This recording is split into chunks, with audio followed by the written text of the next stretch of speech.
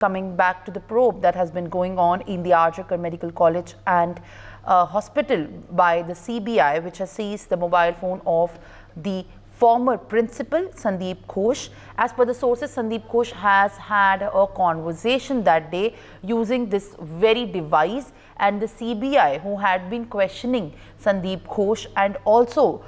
made him undergo the polygraph test after recording the answers and the voice test, essentially has now also seized his device from which the conversation must have taken place that day. Remember, the CBI is investigating two special and two separate cases for Sandeep Ghosh in the Arjikar Medical College and Hospital, where one is about the rape of the trainee doctor and the other is being for the financial irregularities in the college. Joining me on the broadcast is my colleague Javed Hussain. Javed, जिस तरीके से देखा जा रहा है, अभी संदीप घोष का phone police CBI ने सीज किया है. कल सीबीआई की जिस पॉलीग्राफ टेस्ट हुआ था संदीप पे, तो अभी जो सीबीआई का प्रोब चल रहा है संदीप घोष को लेकर, क्या क्या सामने आया है? और देखिए, लगातार संदीप घोष पे जो है सीबीआई की जो शिकंजा वो लगातार कसता जा रहा है, और सीबीआई के रडार पर जो संदीप घोष इस वक्त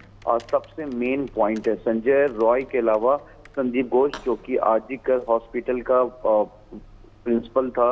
उसकी निगरानी में ही कहीं ना कहीं कुछ ऐसा जो अनियमितताएं पाई गई थी आरजीकर हॉस्पिटल में, उसको लेकर सीबीआई ने एक अलग करप्शन एक्ट में मामला दर्ज किया. और वहीं दूसरी तरफ रेप और मर्डर केस में जिस तरीके से संदीप घोष से अब तक सीबीआई ने 200 घंटे से ज्यादा पूछताछ कर चुकी है, और उससे जुड़े हुए हर एक चीज को लेकर जो सीबीआई है वो इस पूरे मामले को एग्जामिन कर रही है. संदीप घोष के अगर मोबाइल फोन की बात करें, संदीप घोष के लैपटॉप की बात करें, या फिर संदीप घोष के कार की बात करें, सीबीआई ने हर चीज की जो है तलाशी सर्च ऑपरेशन किया है, इन्वेस्टिगेशन किया, और संदीप घोष के फोन और लैपटॉप को सीज करके फॉरेंसिक जांच के लिए सीबीआई ने भेजा है. जो जानकारी मिल रही सूत्रों के हवाले से कि कहीं ना कहीं सीबीआई ये मान रही है कि संजय रॉय का संदीप घोष से कुछ ना कुछ कनेक्शन है. जिस तरीके से संदीप घोष पे ही उन्हीं के हॉस्पिटल के जो एक और सीनियर डॉक्टर हैं, उन्होंने ये आरोप लगाया था पुलिस जांच में, और कहीं ना कहीं सीबीआई को भी इस बात की जानकारी दी गई है कि जो ट्रेनी डॉक्टर्स के लिए जो एक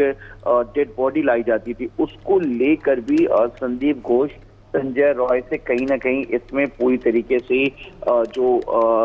बॉडी को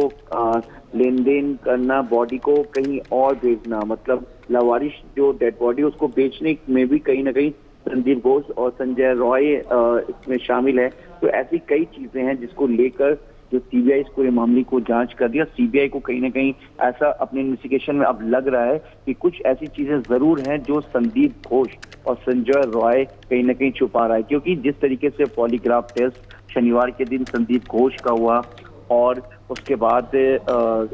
आरोपी जो संजय रॉय का प्रेसिडेंसी